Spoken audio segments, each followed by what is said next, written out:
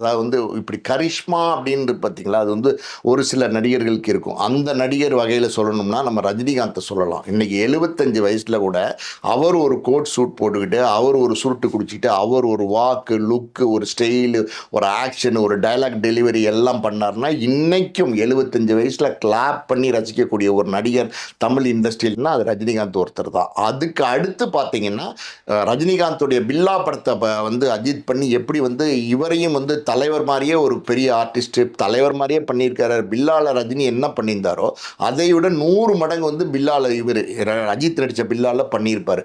அப்படி கொண்டாட ஆரம்பிச்சிட்டாங்க.